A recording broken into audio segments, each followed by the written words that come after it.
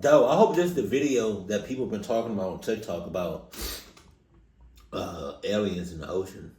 Oh shit, I'm not even connected to the shits. Power on. Bluetooth pairing. Bluetooth connected. Thank you. I will now recognize Ms. Luna for 5 minutes of questioning. Mr. Elizondo, to your knowledge, can you name the country and around time frame that the first back engineered UAP program started? Ma'am, unfortunately, I would not be able to have that conversation in public. Can anyone on the panel name that? None of you? Okay. This next question is for Mr. Gallaudet. To your knowledge, have any USOs ever outpaced our submarines? Yes, ma'am. At what magnitude? I don't have the exact speed, but again, a witness came to me, a credible former submarine officer who observed it on sonar data.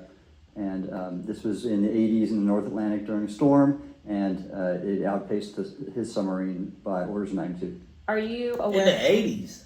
Why not in like 2024? I'm just, Any hotspots that currently exist off our shores in North America? Not with sufficiently credible data, ma'am. Okay, we've heard reports of there potentially being hotspots, maybe entry and exit points. Have you heard of any of that? my guy look like an alien right here. Jesus Christ. Why he staring so hard? I have not, ma'am, but my colleague here, Mr. Elizondo, does discuss some USO activity that he's observed in certain DoD databases. Mr. Elizondo, in regards to these aircraft being piloted by whatever they might be, non-human biologics, would you agree that it's likely that they are being piloted by some mind-body connection? Ma'am, I think it is safe to presume here that they are being intelligently controlled because some cases seem to anticipate our maneuvers, and in other cases they seem to, I came across an email where the word "stalked" was used in a very secure email between Navy officers discussing their ships being pursued by a UAP. In our previous panel, we had Grush, and he had testified to say that some of these were interdimensional beings. Can you speak on that at all? Ma'am, I'm not qualified, certainly as a scientist or otherwise, to speculate points of origin. I looked at everything from a scientific perspective. So if you look at it, for example, instantaneous acceleration, which was one of the observables of the program that I belong to, ATIP, the human body can withstand about 9 G-forces for a short period of time before you suffer negative biological consequences, blackouts and ultimately redouts and even death. Comparison, our best technology, the F-16, which is one of its older platform, but one of our most highly maneuverable aircraft, manned aircraft, made by General Dynamics, can perform about 17 or 18 G-forces before you start having structural failure, meaning that the airframe begins to disintegrate while you're flying. The vehicles we're talking about are performing in excess of 1,000, 2,000, 3,000 Gs.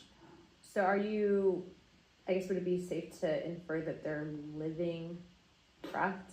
I'm not prepared at this point to state for the record is something alive or not, because even that definition is right. There was a time in science we thought that life required oxygen, and we now know that that's not true. There are anaerobic bacteria that thrive in oxygen environments that lack oxygen. And so also same with photosynthesis. When I was in college, I was told everything is derived from photosynthesis as a form of energy. In reality, that's not true. There are things that live off of chemosynthesis. So we're constantly having to reevaluate our understanding of what the definition of life is.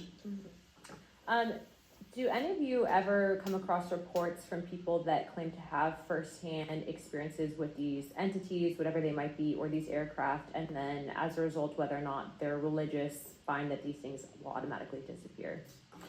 Anyone, and this is open to any of you on the panel. So just real quick, because I'm running out of time. Lou? Ma'am, I've always been a nuts and bolts kind of guy when I was at ATIP. I was focusing more on the performance characteristics and less on the potential occupants. Okay, the reason I ask is because it seems like just based on our conversations that we've had people that say that there are good and bad of whatever these things are. And so my concern from a national security perspective is A, that true? B, are you guys hearing reports of that? And C, I think moving forward in regards to technology, Mr. Gold, if you can answer this real quickly, some of these aircraft, it seems that they are operating off of energy that we don't currently have. But just yes, no, in your opinion, if we were able to obtain that, would that impact humanity for the better or negative? Would certainly save us some money on funding on Artemis. Definitely. And this is a national security issue, that if there is such technology out there, we're not the only country that might have access to it. We don't want to be on the wrong end of technological surprise.